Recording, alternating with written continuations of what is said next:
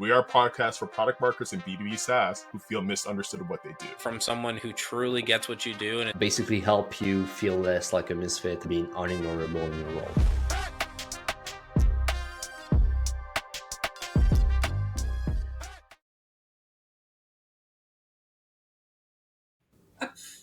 Yo, what's up, everybody? We've got another episode of We're Not Marketers. And we have got another special guest, one we've been trying to get on for a few seasons now. And so we're really happy to get her on for season 5.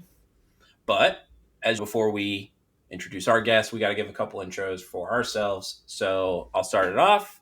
Eric Holland, I'm the Franken marketer, and I'll send it over to Zach. Hey everyone, this is Zach, the sales water lad. Let's kick it over to Gab. Yo, Gab Bugeaud, sales deck associate, kicking it back to Eric. Yeah. So we have, like I said, a very special guest. I'm trying to get her on here. She's been playing hard to get. She doesn't actually have a last name, I found out. Just a title. And it's I'm like Cher. The PMM. That's right. Cher. The Cher of product marketing. We have got Hattie here. If you don't know Hattie, you've been living under a rock for sure. And she's been doing a great job, especially as of recently, helping product marketers like us get them coached up, making sure they're not feeling undervalued. They're definitely getting some more money in their bank account and finally getting the appreciation that rooted this whole podcast. So we're really excited to have you, Hattie.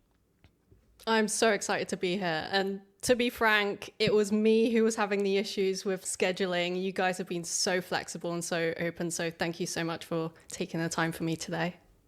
Whenever you're ready, we've got a spot. So we're really happy. We're going to have an awesome conversation. I think I want to dive in the same way we always do. And we ask the same question on every guest episode, and we let the mustache man ask it. So Gab, take it away.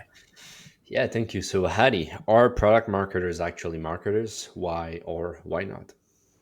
I would say no, at least not to the definition of general marketing. So we're actually way more important than general marketing because we're the foundation upon which everything sits. For example, the example that I always give is we couldn't build a house without the right foundation first. You're not going to build a house on sand or on soil directly straight on it. So calling product marketing just marketing is like calling an architect, an interior decorator, or a painter. One lays the foundation, creates the strategy, and ensures the structure is sound, and the other comes in at the very end to make it look pretty. So product marketing to me is the architect of that building and of organizations. With a structural engineer, with a strategist, the foundation center, we define what's being built, why it's matters, who it's for, how it all connects, and without us, an organization risks building something beautiful that no one needs. So we don't just make things look good. We as PMMs make sure that they actually stand up in the real world. So no, as your podcast correctly dictates, we're not marketers. I love that comparison, and I have a follow-up question on that. So can you circle back to a time when you came in as an architect, as someone ready to lay out the blueprint, but you were treated as an interior designer? Oh my goodness, yes. My life has been a sequence of extreme highs and extreme lows. So previously, I was so respected as a CEO, as a CMO. So when I was a CEO, I had my own company for 6.5 years. I built out the sales division, the marketing division. We were manufacturing in China, in Morocco. We had even in the UK, we had our warehouse up in Scotland. I was building out a real business behind my name. And then after I exited that company, I was hired as a CMO. And as the chief marketing officer, I was brought into this software company based out in Finland. And in the Scandinavian region, they were like B2B, but also B2G, so business to government. And I was invited on to every major publication you can think of, the BBC, the Telegraph, CBC News, Wall Street Journal. I was speaking about my own company, but also the company that I was working at. I even spoke at Cambridge University. It was wild. So I was like the keynote speaker for product marketing events, for conferences as the CMO of this company and of my own company.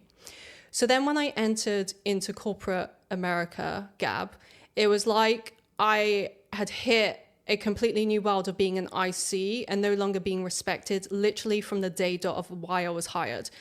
And I had a micromanager that made me feel like an absolute child around this man.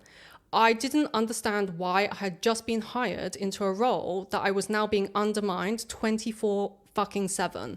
Because for me, growing up, I was brought up in a family home in poverty with a lot of domestic violence. And basically, I had faced constant racism in 1990s London, where everyone was just like racist towards anyone who was like just a little bit more tanned. And definitely if you're black.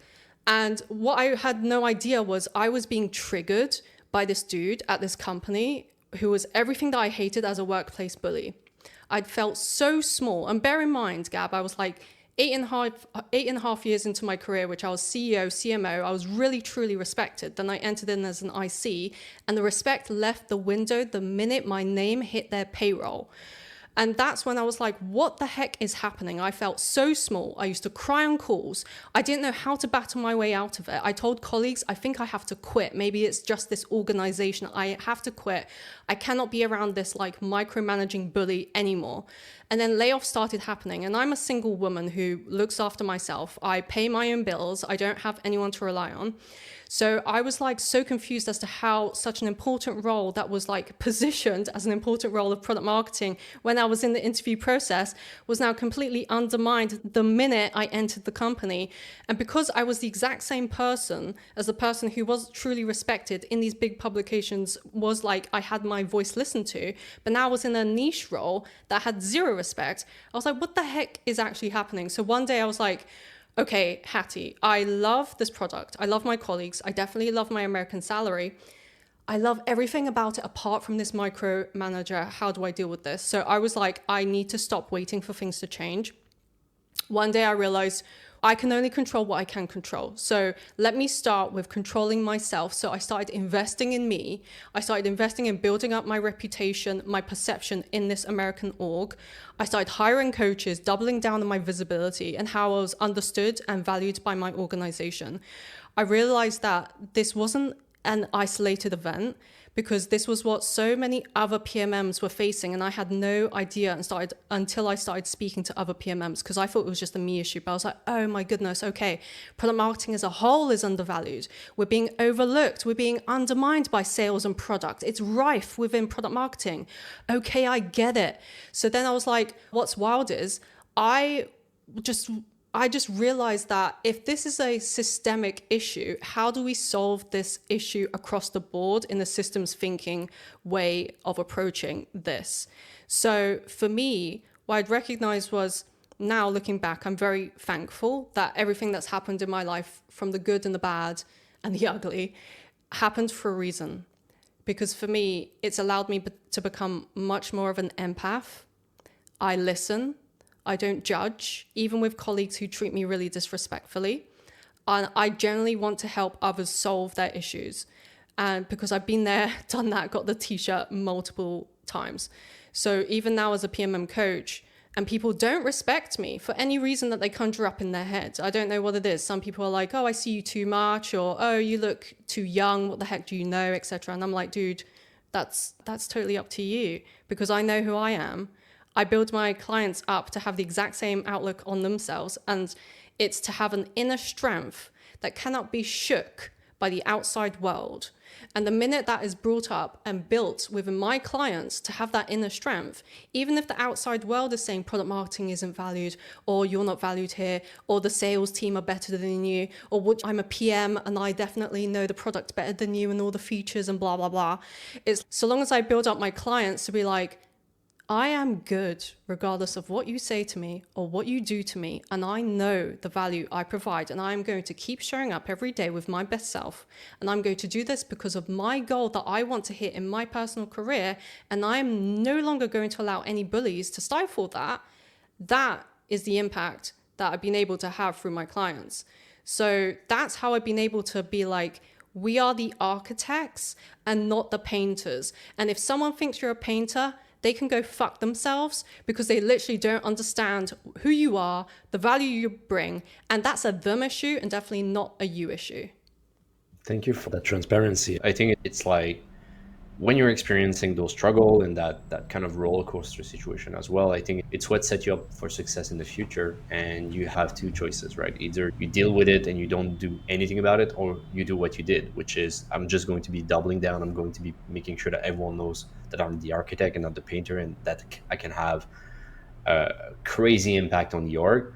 And I think it's a very disservice that you came with like that CMO background, that CEO background, and the only thing that truly changed is just the title. And the title had an impact that, with the micromanager, I think created like a very terrific in a negative way combo of like how you had to deal with this. Based on your observations so far, do you feel that the problem is today is that we put too much emphasis on our job title? It's a great question, and I'm not sure if it's an us issue or if it's an organizational issue, because organizations, they place the job title of product marketing without actually understanding what product marketing is. They see it as a catch-all to be like, oh, whatever problem that we're currently facing, product marketing will solve.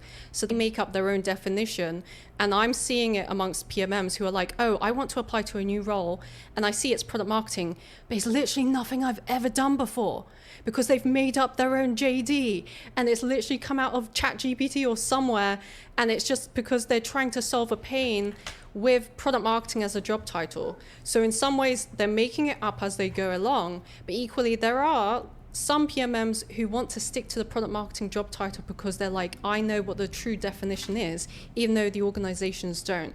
So in some ways, I've seen some PMMs get stripped of their product marketing job title and put into other job titles, but they are doing product marketing work.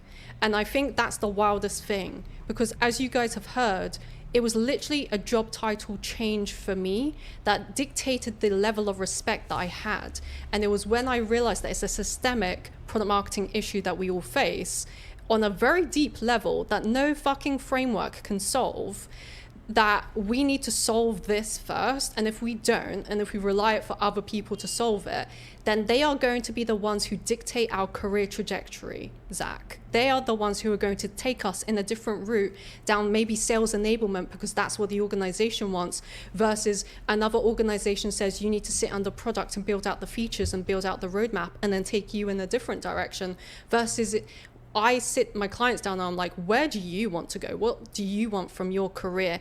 Do not allow this one organization to take you down the road, to take you down the garden path, if that's not the path that you want to go down. When you are coaching your clients today, what's the difference between a toxic work culture or a work culture that is tough, fast-paced, and you should tough it out? I'm very bullish on this opinion, which is we as PMMs, we face the burnout cycle way more than any other job title I've ever seen. And it's because when we enter into a new job, we're like, oh, everything's great. Everyone understands us. Everyone values us. And then all of a sudden the confusion and doubt sets in when people are like undermining us. And we're like, how? Where did this come from? And then all of a sudden we're burnt out trying to do the chaotic work of the tactics here and there. And then maybe we're like, oh my goodness, I need to start rage applying to different jobs. I need to like look at what else is on the market. And then you quit your job, you find a new one, the cycle continues over and over. So the thing that I'm very bullish on is we need to figure out a way that you don't need to quit your job every time it gets hard. Because in product marketing, specifically amongst the hundreds, if not thousands of PMMs that I've spoken to in real life and online, and that is not an exaggerated number because that's across all different mediums, I have seen PMMs quit when maybe they shouldn't have, and they've even told me a couple months down the line, actually, I had it pretty good there. I shouldn't have left. Like this chaotic startup that I'm at now, like, oof, different. So the difference between whether it's toxic versus whether you should stick it out. And for example, to end the story about what I was experienced with that micromanager. So the first round of layoffs happened. And then I was like, what is it that I can control within my means that can really dictate my respect, my valued efforts, like how I'm perceived, to make sure that not only that am I building up the product marketing function, but myself in my career, so then I can keep my lights on and I'm not on the streets, is can I control within my means? And for me, it took a lot of introspection to look at, okay, where can I do a self-audit to see what are my skill sets that maybe are lacking? And what I noticed with my micromanager was our communication styles were completely off. So I was willing to work on that by taking improv comedy courses in order for me to become a better communicator. Hopefully someone who's listening agrees, who knows? But then what I'd learned was I had gone from literally an unknown name Zach within the organization and being undermined to then within the space of 3 months being the person who was brought into executive meetings. The PE firm knew who I was. People understood what product marketing was and I was respected. So there were 5 rounds of layoffs and I survived every round of those layoffs and I quit on my own accord. So that's why I actually push my clients to be like, I understand that when it's like firmly toxic, like I'm talking if you are being harassed or if there's like full-on racism or discrimination and it's impacting your well-being, your mental health, get out of there because no paycheck is worth that. And especially if you have a supportive partner who you can lean on for the time being, or you have some savings or emergency fund there, then definitely do it. But it's to the other PMMs where I'm like, if there is something within your control, what it does is if you're able to crack this nut and lean in and say, how can I actually become a better, stronger person out of this? It will empower you like nothing else because you can look back at a time that was tough in your life, in your career and say, I got through that through strategy alone. I got through that through me. I got through that through investing in myself and becoming better. So as PMMs, and I feel like this is a unique pattern that I've seen amongst a lot of PMMs is we're naturally very introverted. Believe it or not, I am actually very introverted. Very like, we care about people, we care about serving, we care about the customer, we care a lot.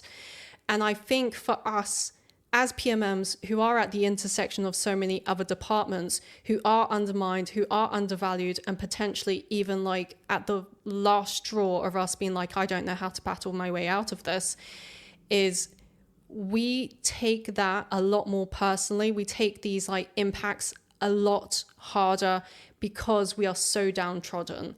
So for me, I'm like, if I can figure out a way to create a bad environment into an even stronger one, and it's within your control, then do it. Because the solution isn't always to quit your job and find a new logo, because respect doesn't automatically live in a new logo or a new job or a new even job title or seniority. Some people come to me, Zach, and they're like, but if I had a senior PMM job title, I would be more respected. And I'm like, dude, I have literally received a DM from a director of product marketing, 30 years plus in the game. I have a few of these in my community right now who are like, I have been brought in, but the CEO does not listen to me whatsoever. He's a dude who's so chaotic.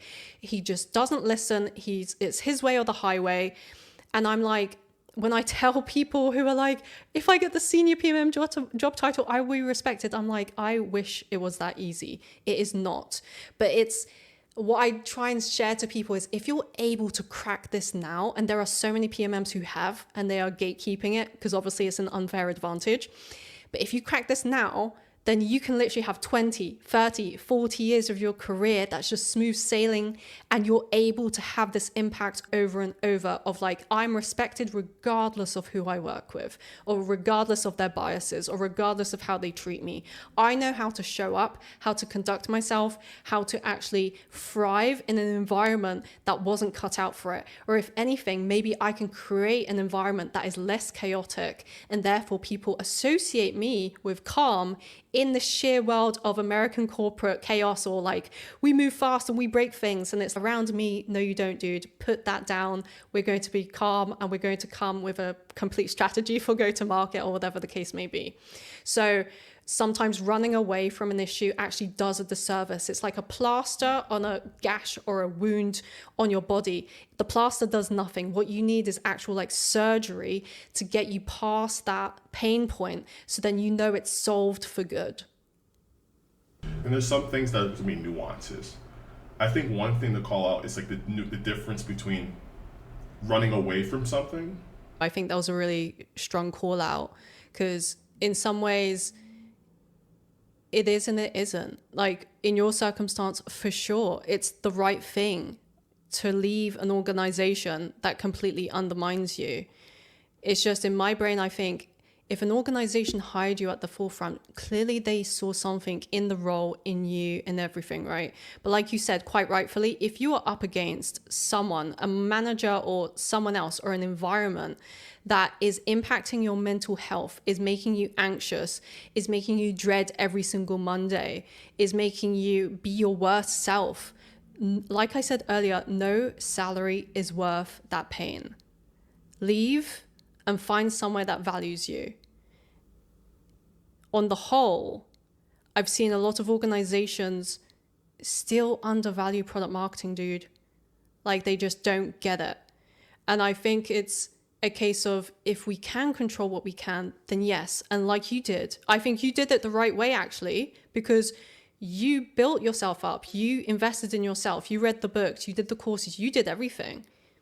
I'm speaking to, if there are some PMMs who are listening right now who maybe even haven't done that yet, but they see the solution as, oh, another organization will value me. Or maybe a FANG or a MANG company, now it's like Microsoft, will value me instead. And it's like, that is like, you're running away from the issue potentially, because actually it's a systemic one. So I'm totally with you on that. I don't think we're at odds, because I'm a big fan of if an organization or a manager is really impacting your mental health. And luckily, I think I was just, because of my background, of my personal life and my family life, I think I'm built a little bit more different. I think I'm built in like more of a, I just keep, in some ways, I think I probably program myself to do better when the punches are thrown at me. So I see it as an opportunity, as opposed to this is a limitation. So I try and bring that oomph, that confidence, that energy to PMMs when they literally have zero. Like the battery is at nil. They are going to run out. They are going to burn out. Because I've worked with a PMM previously within the Atlassian ecosystem, since that was the ecosystem I was in at my last organization, and she burnt out for months and months. And it was the toughest thing to see in a colleague, where she was one of the strongest women I've ever worked with. And to see her riddled by sheer anxiety, by the job kicking her butt, when she was so smart. I've never met such a smart individual.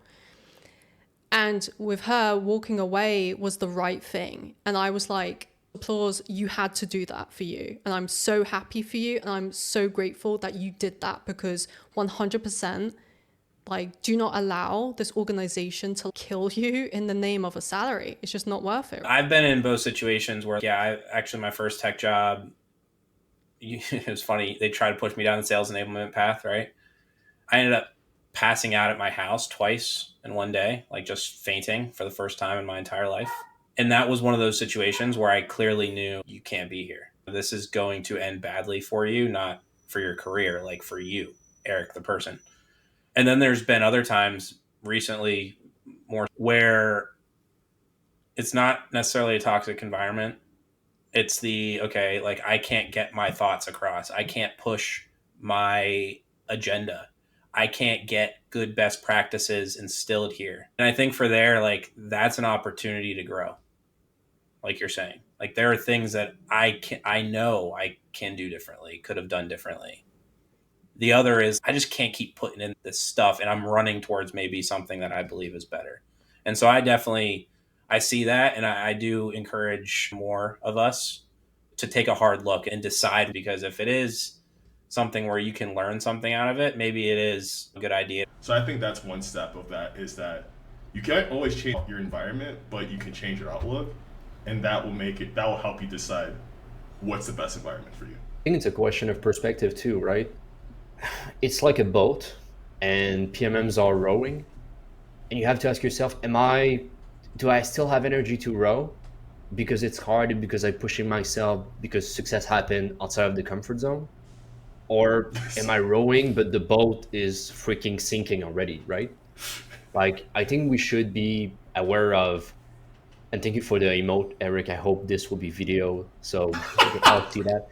But the thing is, it's a question of what are the early, very early on symptom of burnout, and being aware of it, and being just transparent of, okay, this is how I feel. Can I change something? Can I invest on myself? Or am I rowing a boat that is already sinking culturally, but also just from a perspective of I'm hurting myself? I had a meeting with head of product, director of product. I was responsible from a product as a PMM.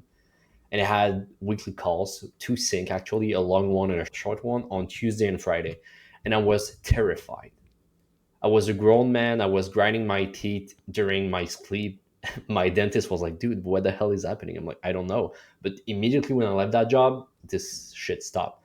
And it's like, I felt like I was between a rock and a hard place, because I was coming to the call and it was like, okay, why isn't revenue going up? And I'm like, dude, there's 1,000 touch points that I need to control for revenue to be going up. And it's just politics and shit and nothing works. And in that situation, I ask myself every single meetings, am I struggling because I don't have strength anymore to row the boat? Or is it because we're in still water and the boat is sinking? So yeah, I think it's a super interesting discussion. And I want to go back to mental health with my question, Hattie. And it's basically, you experience that problem yourself, right? You spoke to a lot of PMM, you did a lot of PMMing before starting your community. I'm just curious, what was your process of validating, hey, this is something product marketers really deeply need? And how were you able to validate that before leaving your PMM job on your own accord? And also, same as you, I have never ground my teeth in my sleep, but I did at my last organization, to a point where I tell this story to my clients. I woke up one morning and I found half a tooth in my mouth, and I was like, what the heck has happened? So I go to a dentist and she's, you grind your teeth. And I'm like, girl, I've never ground my teeth in my life. What? So then she was like, are you under stress? And I'm like, yes, I work in tech as a PMM.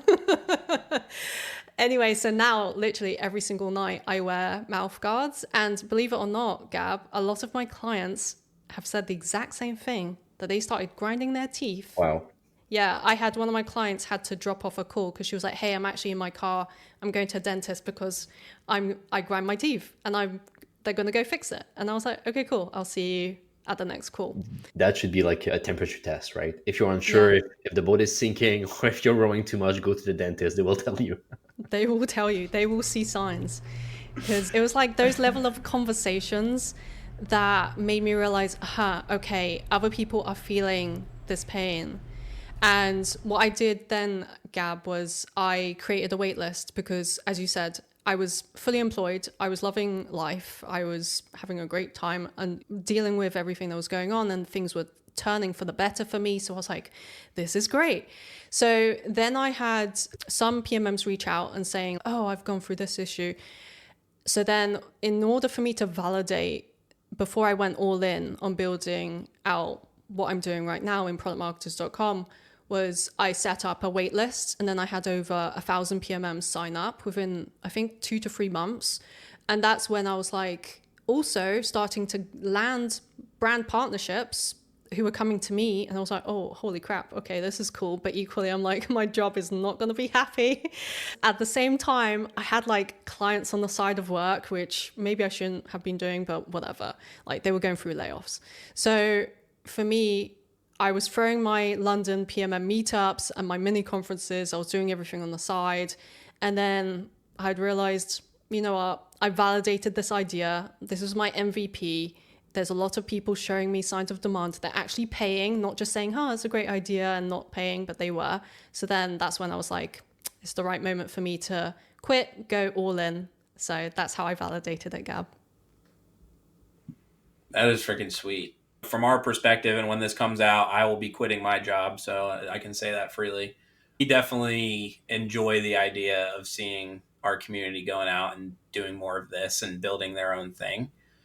I think now I'm at a place where I'm super excited and I've gotten over a lot of my fear and doubt, but there's going to be a lot of people listening who are at that phase and are not ready to jump out of a plane. So let's talk about some of the dark and scary stuff that you've had to deal with over the last 9 months, unless it's been all sunshine and rainbows. I wish it's been sunshine and rainbows, dude. It's been nothing sure of it. I've realized that, like we were saying earlier, being employed as a PMM can bring up growth moments. I really like that phrase that you mentioned, Eric, growth moments. Like, my goodness, that really hit my heart, because I now see a ton of growth moments, but they come thick and fast at the exact same time with having my own entrepreneurial endeavor. So I realized that I have a ton of limiting beliefs still, even though I've done a ton of work on myself, invested in coaches and therapists and whatnot.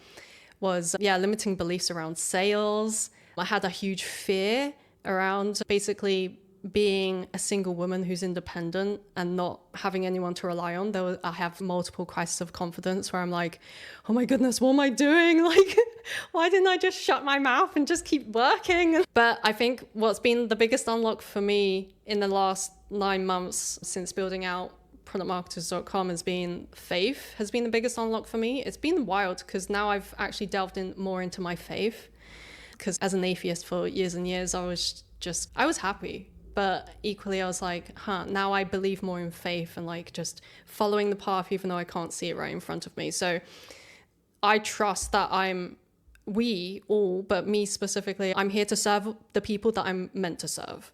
I'm not meant to serve everyone, because not everyone likes me. Not everyone believes what I'm saying. But the people who hear my voice and they're like, that is exactly what I need, I'm here to serve them. I'm here to help people have huge breakthroughs in their careers, in their lives. And that's why I'm unabashedly myself online.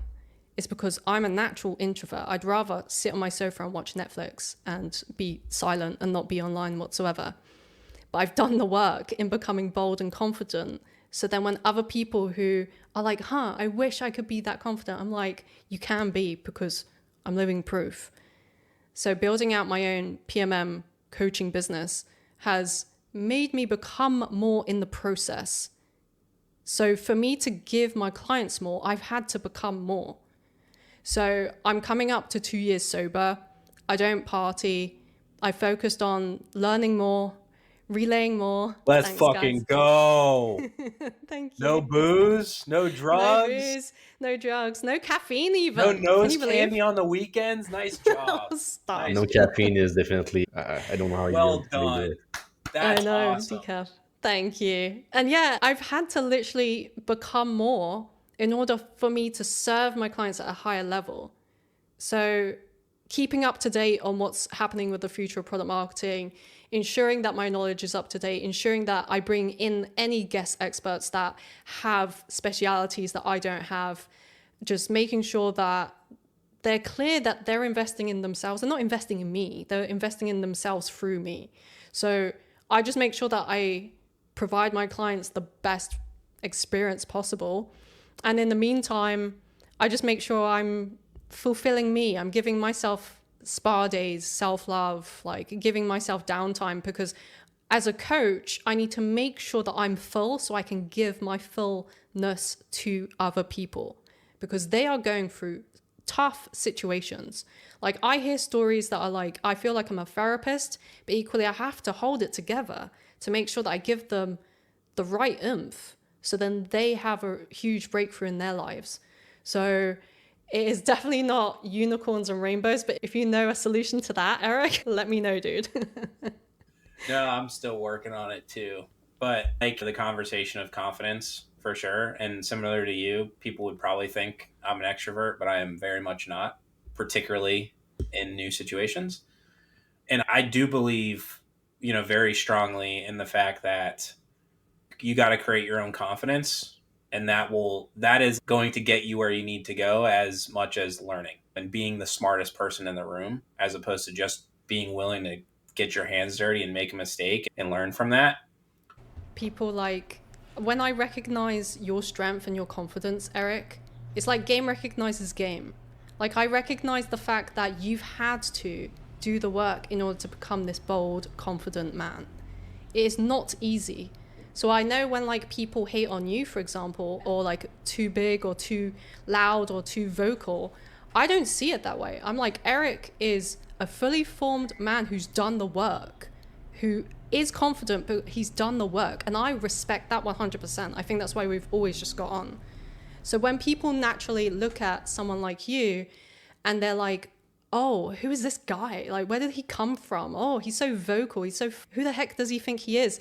Or they undermine you or whatever. I'm like, what you're doing is you're holding up a mirror to yourself, and you need to take a deep look into what is it about Eric that highlights yourself that makes you feel uncomfortable about you. And maybe there's a growth moment there for you. Maybe there's an introspective moment there for you. And here's the thing. You as a parent, I'm not a parent, so I'm just like, I'm in awe of anyone who has children. So you with baby Enzo, you're able to show Enzo what a confident man looks like. And even if there are haters online having their opinions, for me, who gives an entire fuck? Because if it comes down to your children learning what confidence looks like, so then they can live their best lives and their best selves, good on you. Now that's a growth moment to have. Because like you, I'm an introvert too. And I would rather not be doing this, but I do this so I can serve the right people. You nailed it. Like, if you got kids, you got to go through these moments. You got to teach them. And you might get lucky and have your son just stand in his daycare, stare at a woman, power move until she bashfully looks down and smiles and walks up to her. Not even shitting you. Not even shitting you. What? Not even shitting you. Not even shitting you. This happened last week. I was like, so that's his game? He just straight up stares until they get bashful? What a power move. And a couple of combos from his father as well. No, I said I'm gonna learn a few things from him. I don't think it's the other way around. You should do that at the grocery store. When they ask you to pay, you just look at them in the eye and you say, such a bold, criminally moment. You know what, patron? Keep your wallet. Everything's on the house. Oh, shit. Hattie, let's talk a little bit about the future of product marketing, especially with someone who spoke to hundreds, if not thousands of them. A concept that is appearing more and more on our feed is PMM extinction. I don't know if I'm pronouncing it right. International, whatever. Dinosaurs. And so, dinosaurs, yeah, that's a good one. Whether it's AI stepping in or the continued misunderstanding of product marketing, I'm just curious, like, where do you see us stand on our value in the next 1 to up to 5 years? So my opinion is it's going to be a fantastic opportunity for those who invest in themselves, follow their curiosity into using AI, and proactively build up their perception and visibility around making product marketing understood, but also them valued. And that is going to be bleak for everyone else who doesn't, unfortunately. Maybe that's where the extinction could be. Because if you don't personally invest in you, why on earth would you expect an organization to? Now, will our job title potentially change? Possibly. Will we become directors of AI tools who do the tactical work and we do the strategic? Maybe.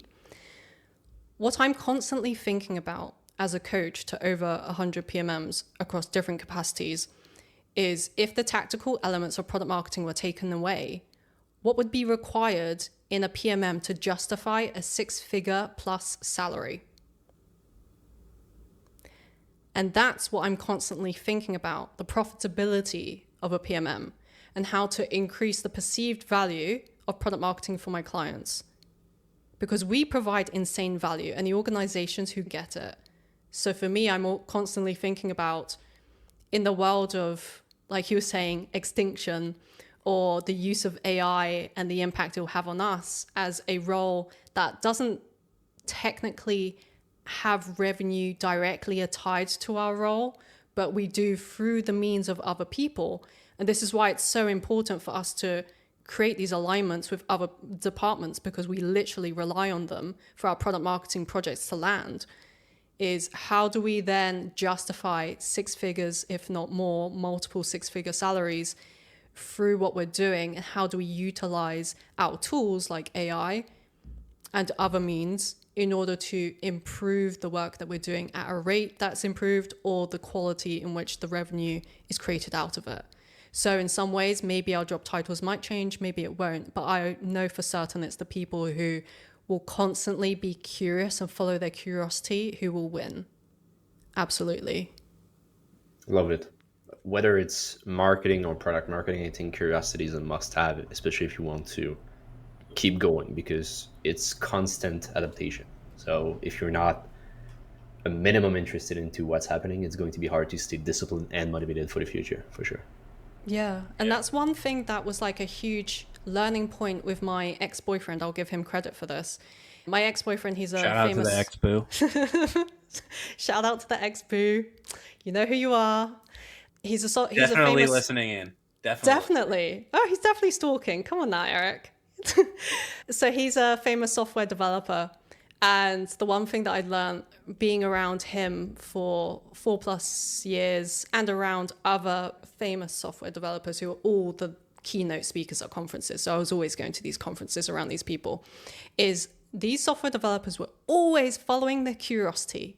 Always. All the conversations that we were having was around anything that they were curious about. And I don't know if it was like because of their neurodivergency or something, but they would lean in hard when they were curious about something. So we were discussing LLMs literally 6 years ago. Like, they're at the forefront of everything that's going on right now.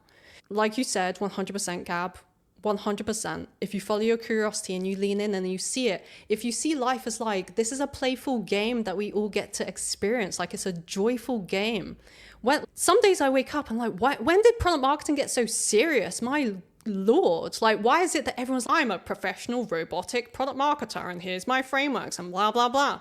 And for me, I'm like, why don't you just see the joy in the fact that we get to work with so many different people? We get to listen to customers. We get to create something out of nothing. This is all a game. We're all children playing like Lego, but on a ARR EBITDA scale. Like, it's not that serious. So just lean into your curiosity, read a book, take a course, go to a networking event, speak to software developers who are interested in something, let their passion rub off on you. Like, I just see life as like an absolute blessing that I get to wake up every single day with air in my lungs, and I'm going to follow my curiosity. I'm going to learn something, and I'm not going to listen to any naysayers or any haters or anyone who undermines. I'm just going to do me. I'm going to live life. I'm going to live in joy. I'm going to be around people who give me joy, who give me energy, and God is good, and that's the only person that I bow down to. So yeah, follow curiosity. We've heard a few questions from PMMs who are at that intersection of, I want to do it. I want to work for myself. But X, Y, Z, like, what are the common roadblocks that you're hearing from your clients right now that are considering that? And based off of those conversations, what's been the guidance that's been helpful for those in making that and jumping that chasm? So when people have mentioned roadblocks like that to me, I usually try and get to the root cause of it, which is like, you're putting undue pressure on yourself that really isn't required, especially if you are currently employed.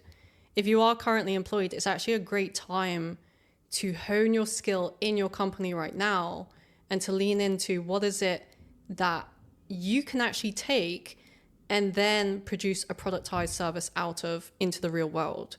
So you don't have to quit your bi-weekly paycheck. You don't have to learn about taxes right now. How about just do the absolute bare minimum, which is find one person a week that's new, that could be your ICP, that could be your customer, and meet them and just chat with them and find out what are their issues. Let's just start there. Because I think a lot of people, quite rightfully, especially within product marketing, we look to April Dunford or the Fletch PMM guys or Emma Stratton, and we're like, we want to do what they do. My goodness. And we look at the end result. And then I go back on my LinkedIn, I'm like, oh, they're 4 years in, or they're 10 years in. Or April, for example, she's going to come into productmarketers.com and speak to my clients. And I'm only going to speak to her about the business side of what she's doing. I'm not going to speak about the frameworks or the positioning. I'm going to speak about purely business. And she knows this. And she's up for it. She's game. Because it's important, because what she did was, which was very smart, she used her paycheck while she was being taught and learning on her job as a consultant, as a PMM, but within the company, she was consulting on behalf of this company that she was working for. She then built up her framework that she then started pushing externally to the world. So in some ways, I'm like, how can you capitalize on the fact that the organization that you work for is trying to extract as much value out of you, but how can you extract as much value out of them, my friend?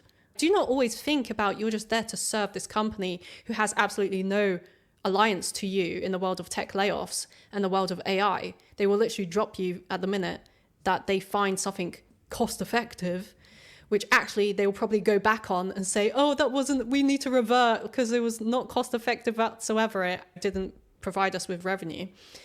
But instead of seeing it as, oh, a high pressured stake, how about building little roadblocks, your own little roadmap for your career to say, what are the milestones that I need to hit in order to see progress? And one thing that's at the absolute foundation to everything that I teach, because I coach from a very holistic place.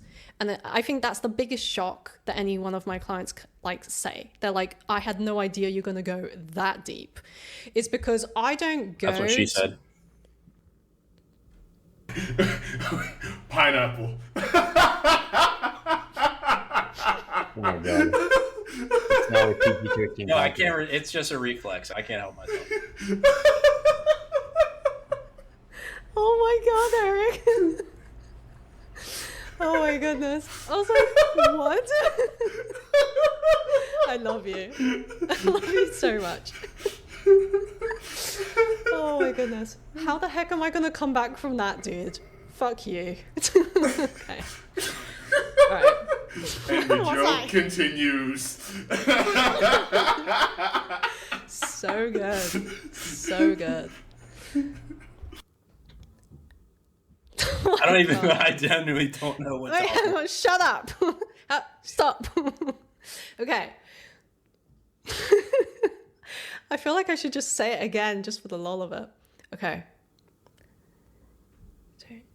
Don't go that deep. Where was I going? Okay. Because what I've seen with my clients is usually they're taught the doing part, like the frameworks and the books and the courses and the certifications and the doing, and they end up in the tactical completely. So for me, I look at who do you need to become first? What's the becoming piece? And that's a really important piece that I go deep with my clients into. Because if they don't unlock that whilst they're employed, they won't be able to unlock that on their own when the momentum isn't there, when the sofa is calling their name, when they're like, I will just take a month off between my job and my own consultancy, and then the momentum slows down, and then they don't know how to get back to the desk and doing the 8 hours, if not more, a day, just to ramp up, and they don't have the accountability, etc., etc. So in some ways, people see the consultancy route or the quitting the 9 to 5 as the ultimate solution, when actually I'm like, how can we build you up to set you up for ultimate success? So then when you do leave the 9 to 5, you are fully set up. And you guys are testament to this. Like Eric, for example, like by now quit your job and you've done the legwork of the becoming piece. You've become the person who's good at sales, who's good at communicating, who's charismatic, who can be able to get on with everyone, but also you provide tons of value to organizations that you work for. And therefore it translates into the revenue that you make in your own endeavors. So in some ways, I try to minimize the pressure that PMMs feel, because they're like, I see you, Hattie, and what you're doing. I want to do that. And I'm like, okay, cool. Let's take a breath. Let's see what are the little steps that will get you there. And believe it or not, the little steps actually get you to your goal faster than bigger ones that you think will actually move the chasm like quicker. So incremental, consistent steps A lot of us here, I think, Gab, you posted over 300 times last year. A lot of people wouldn't even do that. And that takes the becoming part. It's not just the doing part of I'm going to post every day. It's the becoming, which is you're a man of consistency. You're a man of your word. You know how to do the thing.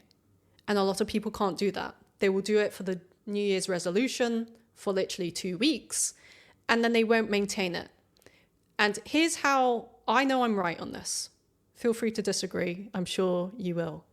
But I know I'm right on this because we all have the information. We all know what we need to do. For example, with working out, we all know we need to work out every day. We know we need to wake up and do the workouts and then go to a gym, do whatever. But a lot of us don't. Why is that? I've obsessed over the why. And the why is because you haven't become the person who's being able to do it. Otherwise, you'd be doing it. And the same thing happens in work. And the same thing happens in consultancy. For example, another one is I'm working with a PMM consultant right now. She has a limiting belief that I've unpicked with her, which was she was actually doing really great in terms of doing the talks, getting in front of the clients. But the minute the client would say, hey, I'm ready to go, send me the invoice, she wouldn't. She wouldn't. Now, this might sound weird to a lot of people, but when I think about, oh, okay, you have some money limiting beliefs, or you have some sort of roadblocks in your mind that are stopping you from accepting large amounts of money. So there's actually something in you right now that is hindering your business, even though you have told me you want to hit 6 figures by the end of the year. And that's where the becoming piece comes into it. That's why I'm not like here's a framework. Like, what would a fucking positioning or messaging framework do for her in that moment? Nothing, friend, nothing. So then it becomes like, where do we need to tap into with your becoming piece that allows everything to unlock? And that's the work people are afraid to do. That's the tough work, whether you're in employment right now or self-employment. It is tough because you need to look at yourself and be like, where am I holding myself back? Where is my growth moment? How can I unlock something in me that maybe my parents instilled or my teacher instilled? Maybe someone told me to shut up once when I was a kid, and therefore it now has an impact into my 30s and 40s. And believe me, it has an impact. It all has an impact. So that is how you cross the chasm. It's like relinquish pressure, lean into faith, but look at the becoming piece first. Lean into that. I'm ready to quit my job today. Launch version tomorrow. Let's go. No, and then we can head out. Hattie, great point about trying to build something in your in-house. So we know we can find you on LinkedIn, but where else can people come take a look? And what do you have coming out over the next couple months? Yeah, so if anyone is interested in working with me, I would highly encourage you to take the Profitable PMM Challenge. It's a 5-day live coaching experience where I teach how you can become respected, paid, and valued as a product marketing manager, all through my strategic visibility system that has helped me in my career and over 100 plus PMMs too. It's the best value way to learn how to become profitable in your career and how to build a profitable consultancy if you want, all through how you're perceived and valued. So you don't need to beg for a promotion or wait to be seen, but to strategically make yourself the absolute no-brainer choice when promotion season comes around or bonus season comes around. And it enables PMMs to become their best version of themselves and have their dream career. So I'm super excited about it. Join at productmarketers.com. I would love to see you in the Profitable PMM Challenge. Everyone go check it out. And Hattie, thanks for coming. But for everyone else listening in, that's another episode of We're Not Marketers. We'll see you next time. Cheers. See you, everyone. For listening to We're Not Marketers. If you liked what you heard, please subscribe, review our podcast, and share this episode with other PMMs. Thanks again, and see you soon.